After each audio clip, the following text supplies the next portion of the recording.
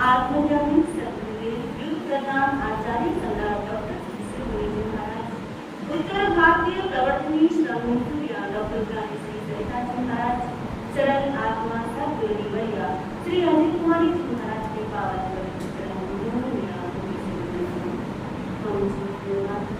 श्रमणी पूरा डॉक्टर ज्ञानी श्री शिवाजी महाराज पावन पवित्र जन्मभूमि मेरा आनंद आनंद वंदना मार्ग पर विराजमान आनंद जनाब डॉक्टर शैलेश महाराज साहब रत्ना शिवाजी जी महाराज का जन्म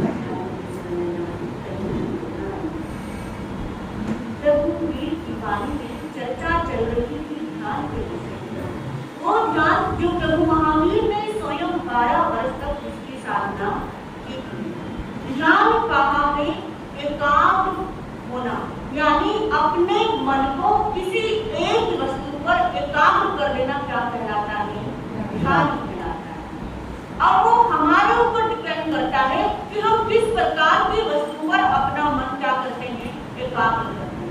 धर्म की ओर एकाग्र करते हैं या सांसारिक वस्तुओं पर क्या करते हैं? अपने मन को एकाग्र करते हैं। लेकिन ध्यान कहलाता है अपने चित्त को किसी ऐसी वस्तु पर एकाग्र कर लेना क्या कहलाता है?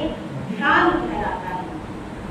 और जिस समय व्यक्ति जिस भाव का चिंतन करता है वो भी क्या कहलाता है? ध्यान कहलाता है। क्योंकि जब वो चिंतन करेगा तो वो बड़े ध्यान से करेगा, उसका चिंतन उसी चीज पर लगा रहेगा, तो वो भी क्या है? एक तरह से ध्यान है। लेकिन प्रभु महावीर ने जिस ध्यान की बात कही है वो ध्यान है हमारी आत्मा का कल्याण करना। और प्रभु वीर ने 4 प्रकार के ध्यान बताए थे। कई चारों का हमने क्या किया? चारों का थोड़ा थोड़ा क्या किया था? चर्चा की थी। वो ध्यान कौन कौन से थे? आत्मज्ञान, लोक ज्ञान और धर्म ज्ञान और शुक्ल ज्ञान। तो आज हम चर्चा करेंगे आत्म ध्यान। आत्म ध्यान यानी कि क्या करना?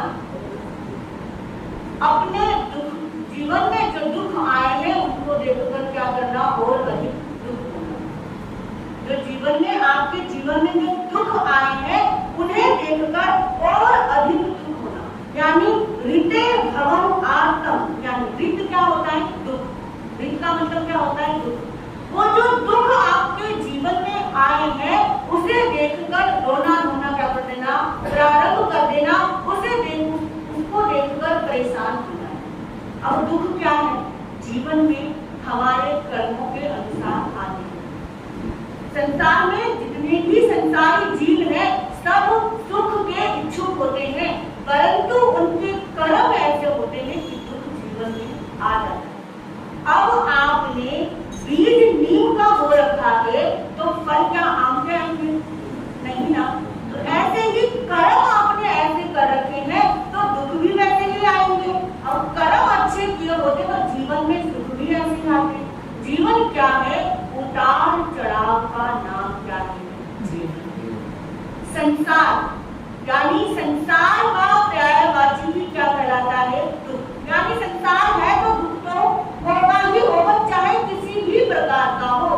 तो उन दुखों को देखकर उन दुख जब जीवन में आते हैं उनको लेकर क्या हो जाना? परेशान हो जाना, हाय तौबा मचाना क्या कहलाता है? आत्म ध्यान कहलाता है।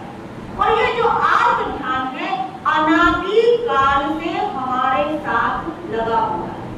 यानी जब से हम संसार में परिभ्रमण कर रहे हैं तब से ये आत्म ध्यान क्या है? हमारे साथ है। परिभ्रमण क्यों कर रहे हैं?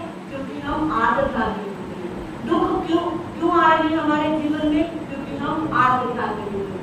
इसीलिए जो आत्म ध्यान हमारे जीवन में अनादि काल से हर व्यक्ति के साथ लगा हुआ है। अब आत्म ध्यान के 4 कारण बताइए कि व्यक्ति आत्म ध्यान क्यों करता है।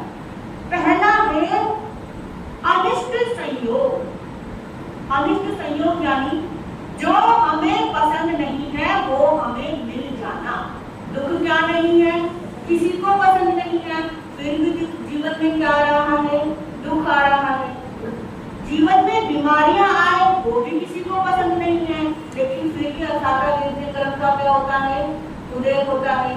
यानी कि आपको जो पसंद नहीं है, जो आपके मन को रुचिकर नहीं लगता, वो आपके जीवन में आ जाए तो हम क्या करते हैं, आप उठाना। अब कुछ व्यक्ति ऐसे होते हैं कि हमारे सामने वो व्यक्ति आ जाए, हमें उस व्यक्ति को देखना क्या नहीं करते, हम पसंद नहीं करते, कि हमें क्या नहीं लगता, ये व्यक्ति अच्छा नहीं लगता, लेकिन फिर भी उसका संयोग आपके जीवन में हो रहा है, तो आप उस समय में भी क्या हो जाते हैं, दुखी हो जाते हैं कि यह व्यक्ति आया क्यों। अब संसार में चलते चलते अनेकों प्राणियों से संयोग हमारा होता है क्योंकि निश्चित है, क्योंकि संसार है तो संयोग तो होगा ही होगा। अब संयोग हुआ है तो उसका क्या होगा, योग भी होगा। आज हम किसी से मिले हैं तो कल उनसे हम बिछड़ भी जाएंगे, उनसे जुदा भी हो जाएंगे, लेकिन हमें क्या लगता है कि जो हमें मिला है वो हमसे क्या ना हो, अलग ना हो। जो हमें अच्छा लगता है उसका तो हम चाहते हैं कि हमसे अलग ना हो, लेकिन जो हमें अच्छी नहीं लगती चीज उसे हम जल्दी से जल्दी अपने जीवन से समाप्त करने का प्रयास करते हैं। यानी इंद्रिय सुख की प्राप्ति और जो दुख आते हैं उसकी चिंता में ही व्यक्ति लगा रहता है कि किस प्रकार जीवन में सुख आए और जो दुख है वो क्या चले जाए, जीवन से चले जाए, यही चिंतन करता है और इसी का क्या करता है, वो आत्मज्ञान करता है। जैसे कि कान से उसको अच्छे शब्द, अच्छे संगीत सुनना उसको क्या लगता है, प्रिय लगता है, लेकिन कभी कभी संयोग ऐसा होता है कि हमारे कानों में ऐसे शब्द प्रवेश कर जाते हैं जो हमें पसंद नहीं होते, इष्ट नहीं होते, लेकिन फिर भी सुनने को मिल जाते हैं। उस समय भी हम क्या होते हैं, परेशान होते हैं कि कब ये हमसे दूर जाए और हम इसका सुनना क्या कर सके, बंद कर सके। फिर आप 5 इंद्रियों के विषयों में क्या रहता है, व्यक्ति आसक्ति रहता है ना, उसी में आत्मज्ञान करता है। तो पहला क्या है, कान, दूसरा बताया आंख। कभी कभी ऐसा होता है हम कुछ चीजों को देखना नहीं चाहते, कुछ खाने की वस्तु हो गई, खाने में सब्जी हो गई, रोटी हो गई, कुछ भी XYZ, कुछ भी हम देखना पसंद नहीं करते, लेकिन फिर भी हमको वो दिख जाता है। तो दिख जाता है तो हम क्या कोशिश करते हैं, हम उसे देखें नहीं, ये हमारी नजरों से क्या हो जाए, दूर हो जाए, हमें ये अच्छा नहीं लग रहा, तो इसलिए भी क्या है, आगे। फिर आता है नासिका। अब दुर्गंध किसी को पसंद नहीं होती, दुर्गंध किसी को पसंद होती है, किसी को पसंद नहीं होती, सबको क्या प्रिय है कि सुगंध प्रिय है, लेकिन रास्ते में चलते चलते कभी कभी दुर्गंध का भी सामना करना पड़ता है। तो उस समय उस दुर्गंध हमारे नाकों में, नाक में ना घुसे, हमारी नासिका में प्रवेश ना करे, उसके लिए हम क्या करते हैं, प्रयास करते हैं। यानी क्या वो अनिष्ट है, हमको प्रिय नहीं लग रहा, तो उसको अपने आप से दूर करने का प्रयास करते हैं। फिर आती है जिह्वा। जिह्वा क्या है, सबसे क्या है, रसनेंद्रिय से कहते हैं, उसी में व्यक्ति क्या रहता है, डूबा रहता है। अब आपको कुछ ऐसी चीजें होती हैं आपको खानी नहीं, आपको खाने में बिल्कुल पसंद नहीं आता। मान लो कई लोगों को करेला पसंद नहीं आता, कई लोगों को घिया पसंद नहीं आती, कई लोगों को कोई भी सब्जियों में पसंद नहीं आती, लेकिन आपके सामने वही सब्जी खाने को मिल रही है। अब कुछ और है नहीं, अब पेट क्या करना है, भरना है, तो उसके लिए आपको उसको खाना पड़ता है, लेकिन कोशिश करते हो कि हमें ना खाना पड़े, इस रस का हमें स्वाद ना लेना पड़े, तो उसके लिए हम क्या करते हैं, हर प्रयास करते हैं कि हम ये ना खाना पड़े, उसको दूर भगाते हैं, उसको हटाते हैं, किसी न किसी तरह से उसको अपने आप से दूर करते हैं कि दोबारा यह चीज हमारे सामने नहीं आनी चाहिए। फिर आता है त्वचा, यानी स्पर्श इंद्रिय। स्पर्श, सबको स्पर्श कौन सा प्रिय होता है, कठोर या कोमल? कोमल प्रिय है ना, कठोर किसी को प्रिय नहीं है। तो वो कोशिश करता है कि मेरे जीवन में मैं कभी कुछ चीज स्पर्श करूं तो वो कठोर कभी ना हो। उसकी आसक्ति किसमें रहती है कि मैं जो कोमल वस्तुएं हैं उन्हीं को क्या करूं, इस प्रकार वो क्या करता है, अनिष्ट का जब उसके जीवन में प्रवेश होता है तो उस अनिष्ट को इष्ट में बदलने की क्या करता है, वो कोशिश करता है कि जो मुझे पसंद नहीं है उसको क्या कर दूं, हटा दूं। दूसरा आता है इष्ट का संयोग। पहले क्या था, अनिष्ट का संयोग, यानी जो आपको क्या नहीं है, पसंद नहीं है, वो आपके जीवन में आ रहा है तो उसको हटाने की कोशिश करते हैं। अब ये इष्ट का संयोग, यानी जो चीज आपको पसंद है, आपको सुख अच्छा लगता है, आपको संसारिक क्रियाकलाप अच्छे लगते हैं, आप क्या सोचते हो कि किसी तरह से मेरे जीवन से ये सुख चलाना चाहिए। अब कोई प्रॉफिट हुआ है, आप क्या सोचते हो कि प्रॉफिट क्या रहे, बना रहे, इसका कभी घाटा ना हो, इसी प्रयास में लगे रहे। जो हमको पसंद है उसे तो हम अपने पास चाहते हैं, संजो कर रखना चाहते हैं, और जो पसंद नहीं है उसको हम छोड़ना चाहते हैं। अब रोग है, रोग क्या नहीं है, किसी को पसंद नहीं है, रोग बीमारी आती है, उसको पसंद नहीं आता तो उसको क्या करना चाहते हो आप, अपने जीवन से किसी न किसी तरह से दवाई लेके इलाज करवा के कुछ ना कुछ करके उसको अपने जीवन से निकालना चाहते हो। आप क्या चाहते हो कि आपके जीवन में साता बनी रहे, तो उस इष्ट के संयोग के लिए, आपको इष्ट का संयोग मिलता रहे, उसके लिए हर संभव प्रयास करते ही रहते हैं। फिर आया तीसरा, आतुर चिंता। आतुर चिंता, आर्त ध्यान। क्या है आतुर चिंता, यानी रोग को दूर करने के लिए आकुल व्याकुल रहना। अब अनिष्ट के संयोग में तो जो रोग आए हैं उनको भी क्या करने की, दूर करने की कोशिश करते हैं। तो जो तीसरा है उसमें भी यही बात कही गई है कि आतुर चिंता, जो जीवन में रोग आए हैं उनको दूर करने के लिए आकुल रहना, व्याकुल रहना, चिंतित रहना, उसी चिंता में रहना कि ये रोग मेरा किस प्रकार ठीक होगा, कि कैसे यह रोग मेरे से दूर जाएगा, कब मैं स्वस्थ होगा।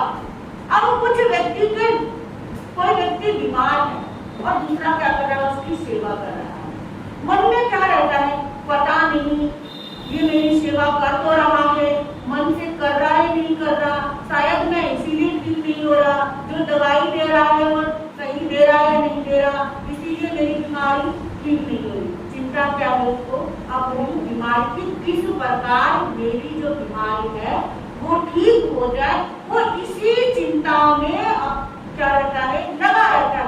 उसका जो मन होता है उसी ओर दौड़ता है कि किस प्रकार अपने जीवन में जो असाता वेदनीय कर्म का उदय हुआ है उसको साता वेदनीय में मैं परिवर्तित करूं।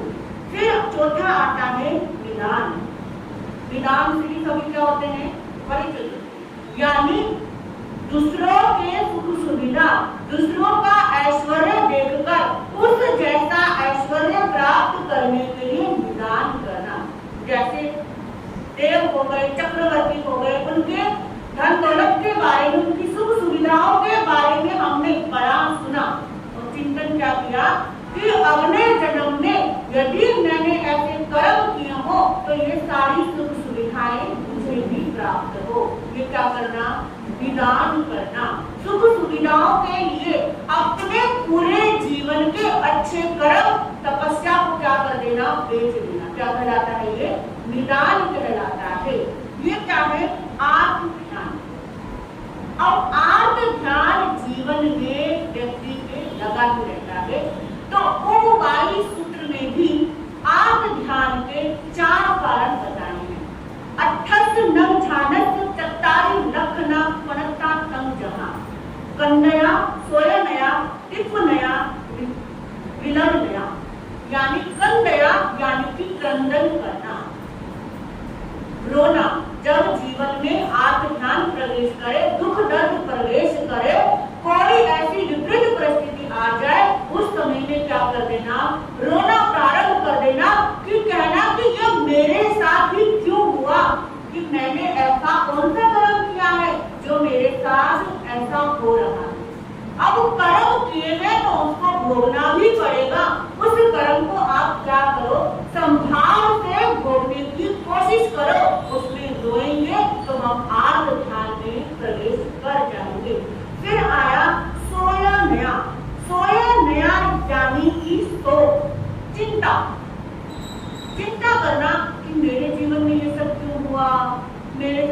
हुआ, मेरे सब अपने बिछड़ गए, जो मैं बिजनेस करता हूँ उसमें भी सारा क्या होता है, लॉस ही लॉस होता है, मैं कुछ भी काम करने जाऊँ उसमें सब क्या हो रहा है, अच्छा नहीं हो रहा। इस प्रकार की क्या करना, चिंता करना।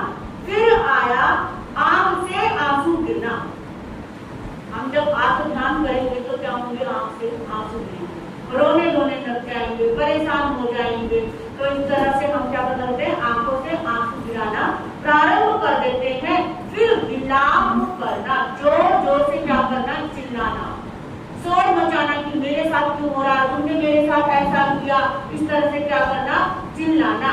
ये वायु सूत्र में क्या बताए हैं, ध्यान के, आत्म ध्यान के 4 कारण बताए हैं। अब अनिष्ट का संयोग, इष्ट का वियोग, रोग आदि दुखों की प्राप्ति, भोगादि सुख की प्राप्ति, इन 4 कारणों में से यदि कोई एक कारण जीवन में आ जाए तो क्या आता है, क्या होते हैं, 4 अवस्थाएं उत्पन्न होती हैं। यानी 4 कारण बताएंगे ध्यान के, अनिष्ट का संयोग, इष्ट का वियोग और रोग आदि आना, और जो भोग सुख सुविधाएं मिली है वो जीवन में प्रवेश कर जाए। तो 4 अवस्थाएं हमारे जीवन में आती हैं। अभी जो वायु सूत्र में बताई थी वही कोई मिलती जुलती है। जैसे आकंदन, यानी मेरे इष्ट का कभी नाश ना हो। आकंदन, जो मुझे प्राप्त हुआ है वो मुझसे दूर क्यों हुआ।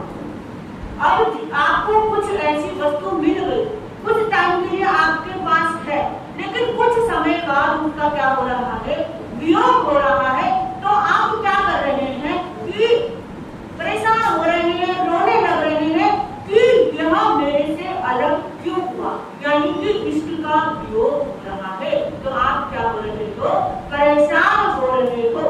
दूसरा बताया सोयन, यानी सोचन, सोच अर्थात चिंता करना, उदासीन होना, जीवन में उदासीनता को लेकर आना।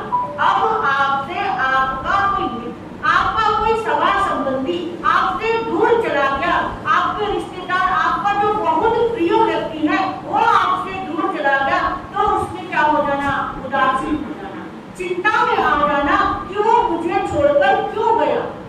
इस तरह की क्या करना, चिंता करना, और पूरे दिन क्या रहना, उदास उदास रहना, हर टाइम क्या रहना, उदास रहना, चिंता में रहना, वो क्या कहलाता है, सोयन।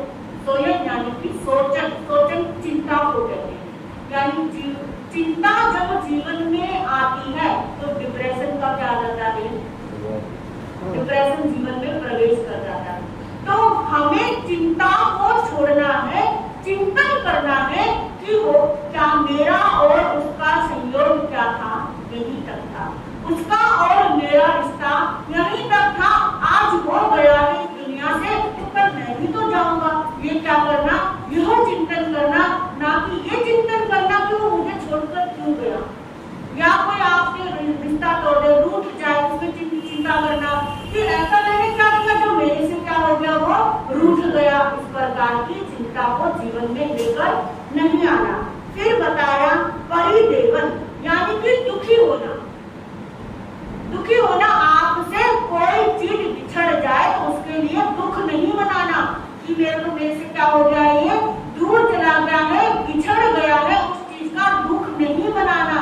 यदि हम दुख मनाते हैं तो हम कर्मों का बंधन करते हैं, आत्म ध्यान करते हैं, और आत्म ध्यान क्या है, संसार परिभ्रमण का कारण है। जब हम आत्म ध्यान में होते हैं तो ये संसार में हम परिभ्रमण करते ही रहते हैं। मुक्ति जब तक संभव नहीं है तब तक, जब तक जीवन से आत्म ध्यान और रौद्र ध्यान क्या ना हो जाए, मिट ना जाए। जीवन में आत्म ध्यान हो, रौद्र ध्यान हो, तब तक हम केवल्य को प्राप्त नहीं कर सकते, वितरागता को प्राप्त नहीं कर सकते। इसीलिए जीवन से आत्म ध्यान और रौद्र ध्यान को निकालना अति आवश्यक है। फिर चौथा बताया है ताड़न। ताड़न यानी कि अमृत पधारना, जोर जोर से छाती पीटकर रोना, कि रोना किस चीज का, कि मुझसे वो दूर चला गया, मेरी प्रिय वस्तु थी वो टूट गई, मेरी प्रिय वस्तु थी वो गुम हो गई। अब कोई आपका जेवर गुम हो जाए, आपकी कोई वस्तु गुम हो जाए तो क्या करना, उसमें रोने लग जाना, जोर जोर से चिल्लाना क्या कहलाता है, ताड़न कहलाता है। ये है आत्म ध्यान। अब हमें चिंतन करना है, कहीं हम आत्म ध्यान के इन 4 कारणों में से कोई ऐसा कारण तो नहीं जिसमें हम क्या हो चुके हैं, पहले ही प्रवेश कर चुके हैं। और निश्चित है कि हम चाहे चारों में ही हम क्या कर चुके होते हैं, प्रवेश कर चुके होते हैं। जब अनिष्ट का संयोग होता है तब हम दुखी होते हैं, इष्ट का जब वियोग होता है तब हम दुखी होते हैं। जब जीवन में रोग आता है, उस रोग से मुक्ति पाने के लिए हम हर संभव प्रयास करते हैं। जब उस रोग से मुक्ति नहीं पाते तब हम दुखी होते हैं। अब जीवन में जो सुख सुविधाएं मिली है, वो सुख सुविधाएं आपके पास सदैव ऐसी ही टिकी रहे, इसी का प्रयास करते हुए हर वक्त आत्म ध्यान में रहते हैं और उसकी चिंता करते रहते हैं। यानी आत्म ध्यान जीवन में जन्म से लेकर जाके साथ साथ चल रहा है। अब जब तक उसको छोड़ेंगे नहीं तो वो मरण तक क्या रहेगा, साथ रहेगा। मरण तक क्या, हमारे अगले भव तक वो क्या रहेगा, साथ रहेगा। और इस तरह से आत्म ध्यान में डूबकर हम अपने संसार को बढ़ा रहे हैं। आत्म ध्यान से निकलकर हमें इस संसार परिभ्रमण को क्या करना है, कम करना है। और दूसरा है हमारा रौद्र ध्यान। रौद्र ध्यान हमें क्या कहता है, कैसे इससे मुक्ति प्राप्त करनी है और कैसे इसको छोड़ना है, इसके विषय में आगे आने वाले समय में चर्चा करेंगे। इन्हीं शब्दों के साथ नमः।